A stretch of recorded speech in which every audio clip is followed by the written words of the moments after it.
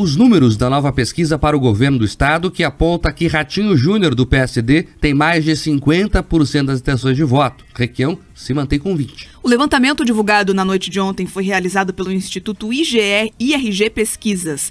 Nos dois cenários apresentados pelo estudo, o atual governador soma mais de 50% das intenções de voto. No primeiro cenário, com 5 candidatos, Ratinho Júnior, do PSD, chega a 52,8% contra 20,2% de Roberto Requião, do PT.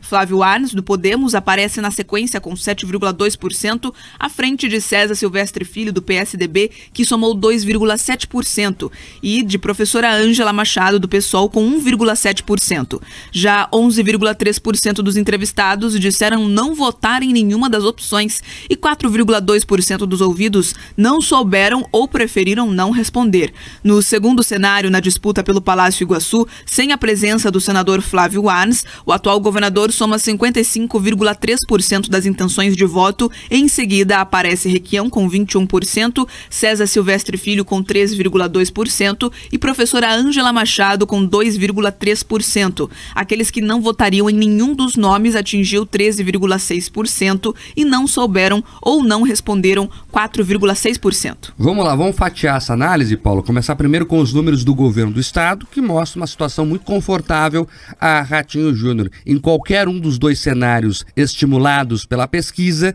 ele venceria com tranquilidade no primeiro turno, né? Então é importante reforçar isso. Tem alguns nomes que aparecem no jogo, né? Mas o segundo colocado aparece com 20% lá atrás, né? Muito atrás. E veja que o segundo colocado é Roberto Requião, que é um homem que já foi por 3 vezes governador do estado e que tem o apoio de Lula, que é, segundo outras pesquisas, aí um dos líderes nos números, né? Não é aqui no Paraná, é verdade, né? Inclusive essa é a primeira pesquisa que mostra o Jair Bolsonaro consolidado. Nós vamos falar dos números do presidente depois, mas é importante reforçar, Paulo, que o Requião não conseguiu, até agora pelo menos, atrair nem os petistas, porque o Lula, segundo a própria pesquisa, tem aqui 35%, o Requião tem 20%. Então, nem os eleitores de Lula, Requião conseguiu atrair para si ainda. E aí, tentando se colocar como uma espécie de terceira via, uma nova opção às pessoas, aparece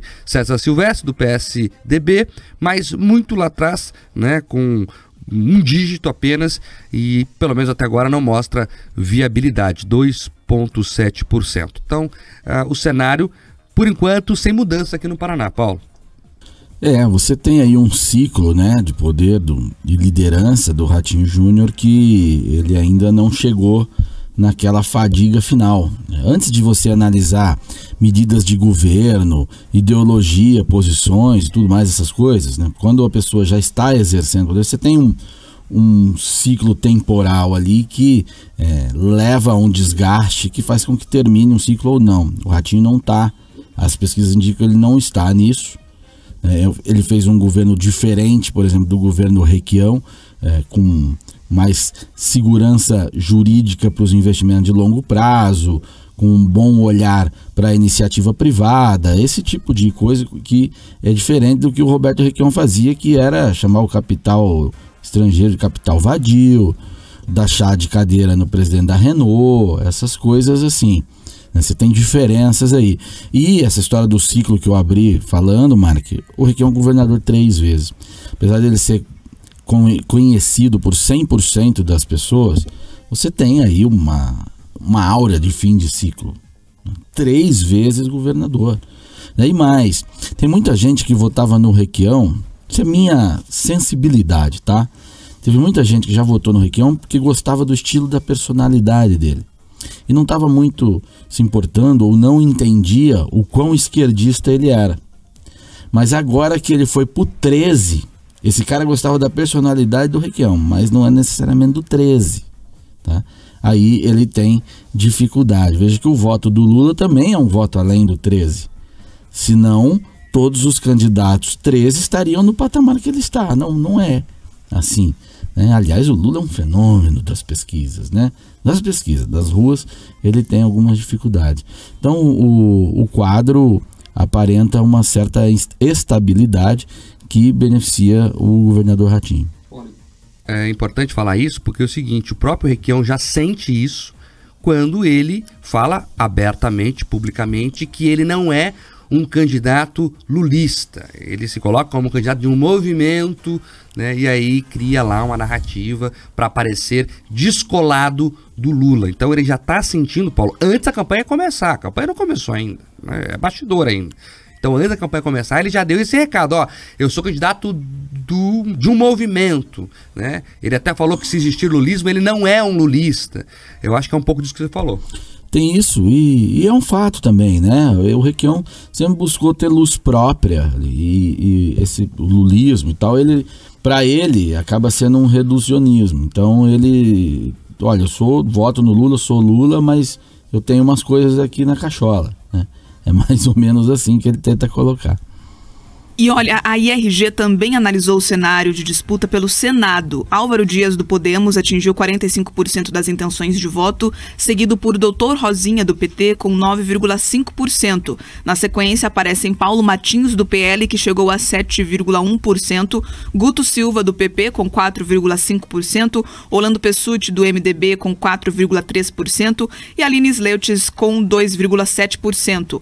Elton Barros, do PCdoB, e Desirê Salgado, do PDT, não chegaram a pontuar 1% nessa pesquisa. Os eleitores que não votariam em nenhuma das opções chegaram aí a 17,9%. Já aqueles que não souberam ou preferiram não responder chegam a 7,6%. Já na corrida presidencial, o estudo apontou que Jair Bolsonaro, do PL, está com 42,9% das intenções de voto, seguido de Lula, do PT, que somou 35%. Ciro Gomes, do PDT, registrou 5,1%, João Dória, do PSDB, teve 3,3% e Simone Tebet, do MDB, aparece com 1,6%. André Janones, do Avante, Felipe Dávila, do Novo e Pablo Marçal, do PROS, não atingiram 1%. Já 6,9% dos entrevistados disseram não votar em nenhum dos nomes, e aqueles que não souberam ou preferiram não responder chegaram a 2,95%. Para a pesquisa, foram feitas 1.500 entrevistas em todo o Paraná entre os dias 14 e 17 de maio. A margem de erro é de 2,5 pontos percentuais para mais ou para menos. Paulo, vou falar primeiro do Senado, depois a gente fala de presidente. Então o Senado mostra aí uma posição do Álvaro Dias bem à frente dos candidatos, né? O Álvaro Dias, que já é senador há 24 anos de forma ininterrupta, né? E tem aí um recall muito grande, né? As pessoas falam o nome dele. E também me chamou a atenção aí o pelotão que vem a seguir, tá tudo muito junto, Paulo, né? O PT com 9,5%, com o Dr. Rosinha, daí em seguida vem você, Paulo Martins, do PL, né, que faz oposição já ao PT, com 7%, e aí vem um outro pelotão mais embaixo, Guto Silva, Aline Sleutz, né, Elton Barros, Desirê Salgado, enfim. A pergunta é, tá consolidado o fato do Álvaro Dias ser reeleito ou não? Não, de forma alguma. Né? Uma intenção de voto, veja, você só tem intenção de votar se você, ou não votar, quando você conhece a pessoa. O Álvaro Dias é conhecido por 100% do Paraná. Ele disputa eleições desde 1968.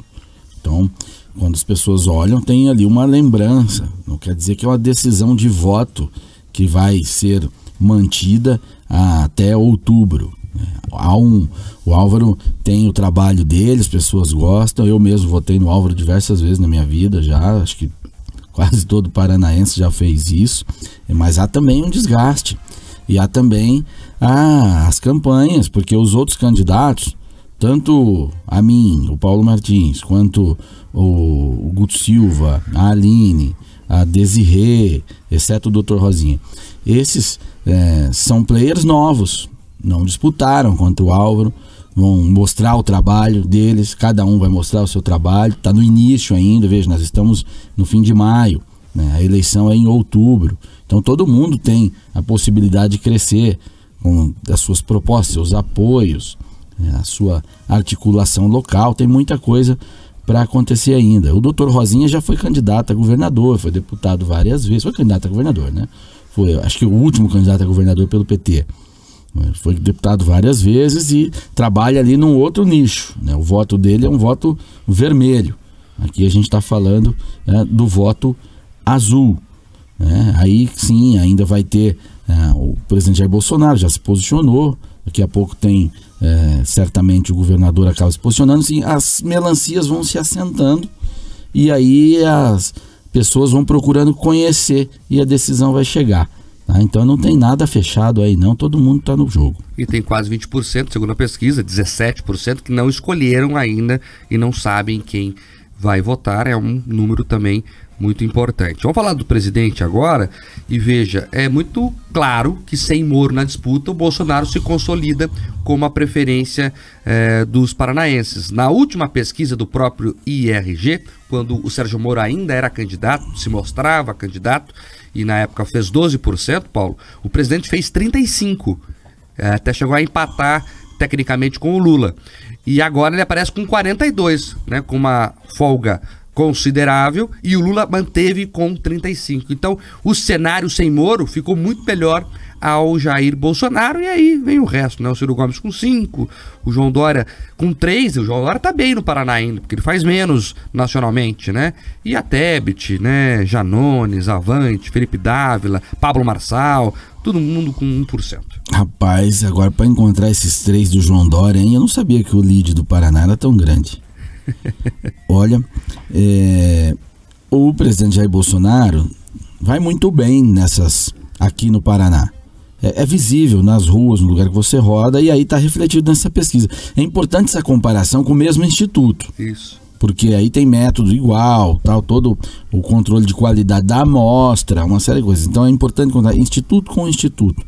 E esse mostra esse crescimento dele depois de sair do Sérgio Moro, que o Sérgio Moro mordia o voto azul aqui. Mais uma vez aplica-se aquele raciocínio que eu sempre tenho colocado: campo azul, campo vermelho. O Sérgio Moro mordia um voto do campo azul, né? Com a saída dele, a inviabilidade dele, claro, esse voto ele tende a se reagrupar. Tem um voto que ele já era do Jair Bolsonaro, ou já foi, e o cara tá um tanto tímido, ele vai ter que voltar, ele vai decidir, ele é azul, ele vai votar no Bolsonaro, a tendência do Bolsonaro é crescer até um pouco mais. E essa mesma pesquisa aponta aí que nos votos válidos, o Jair Bolsonaro atinge 47%. É quase ali situação de primeiro turno, né? Porque para contabilizar depois é válido. Eu sei que tá um pouco distante ainda e tal, mas tem coisas a acontecerem, tem coisas que podem levar o Jair Bolsonaro a ampliar ainda mais a sua vantagem, tá? Até porque a tendência é de crescimento para ele. A tendência é de crescimento. O vento está soprando a favor dele.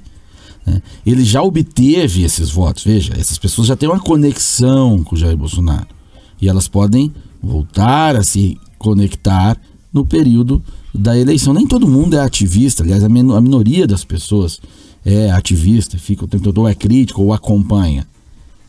O número, às vezes a gente fica aqui no ambiente de jornal e acha que está todo mundo assim. Não está. Não está. É um nicho.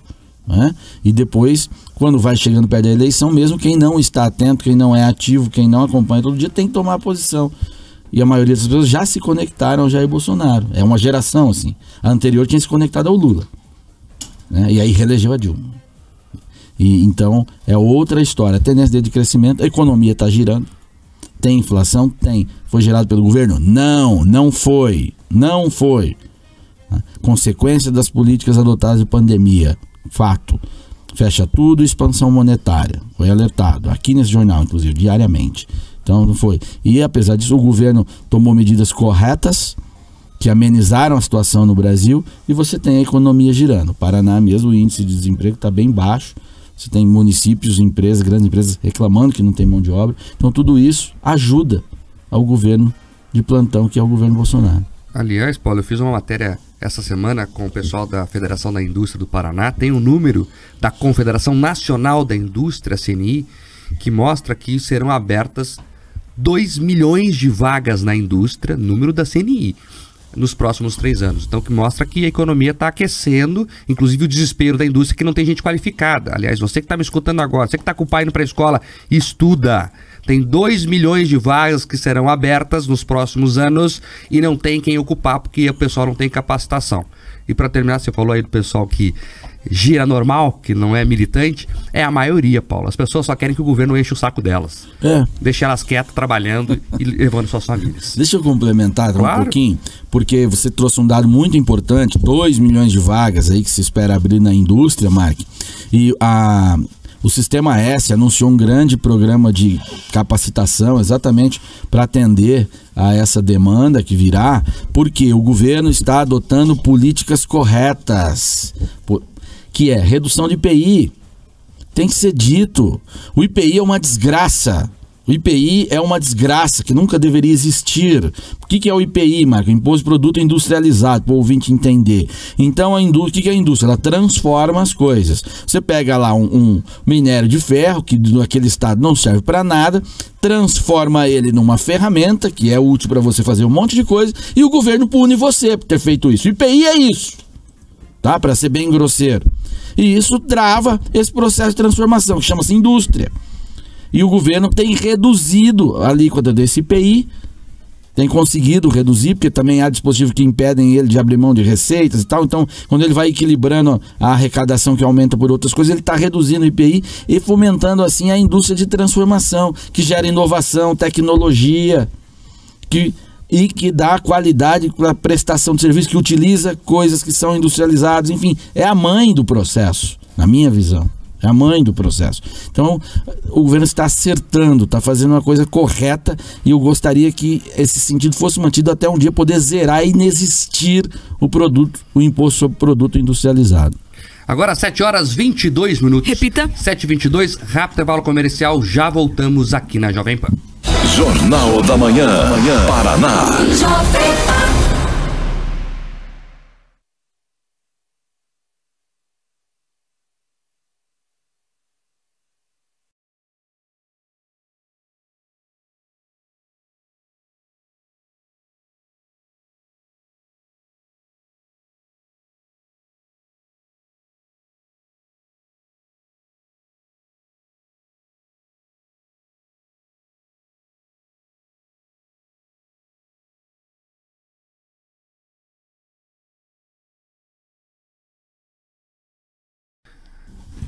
Agora, ao vivo e exclusivo para live, o pessoal participando aqui conosco, muita gente já pedindo café Lontrinha desde bem cedo. Hoje tá frio, né? Para tomar um café é bom, meu.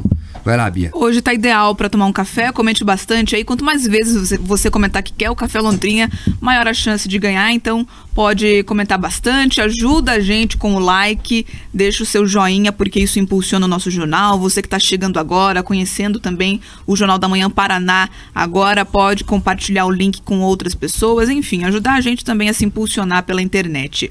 Nós tivemos muitos comentários sobre essa pauta primeira que nós trouxemos no jornal, que é a pesquisa, apontando principalmente aí para um cenário de Senado. As pessoas trouxeram ali os comentários delas, falando da pesquisa.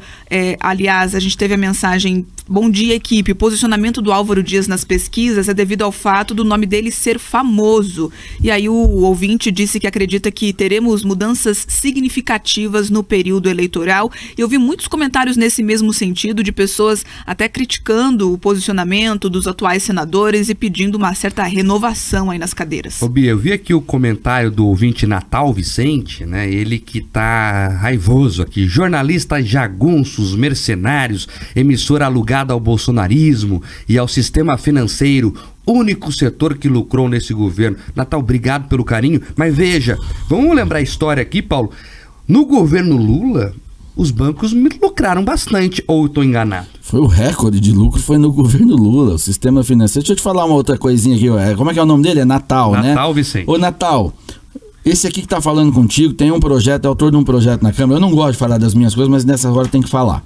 Tem um projeto na Câmara que libera para todo mundo que tenha capital próprio, sobrinha, um dinheirinho guardado, que possa abrir a sua própria empresa financeira e competir com o banco. Competir com o banco, ou seja, ampliar a concorrência contra banco, meu amigo. Você sabe quem que é contra isso aí na Câmara? Sabe quem tá barrando esse projeto?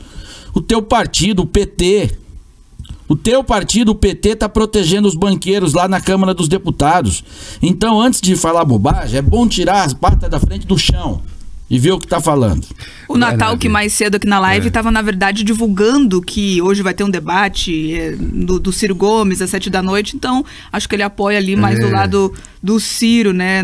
Ele é pedetista, então tá bom. Mas vale também, porque o pessoal todo vermelho é contra essas coisas. E o PDT vai aliar com o Lula. Não há a menor dúvida. Você tem alguma dúvida, Paulo? Não tenho dúvida. Eu vou pedir desculpas pro Natal, porque eu me excedi. É isso, vai lá, Bia. O Lázaro de Cascavel mandou mensagem também, dizendo que ele pratica o ensino domiciliar e está perguntando a opinião da bancada, o que vocês acharam da aprovação de ontem na Câmara. Eu achei ótimo, nós vamos falar disso, tá na pauta, né? Isso. Então não vamos atravessar o caminhão na pista aqui não, mas foi bom. Foi muito boa.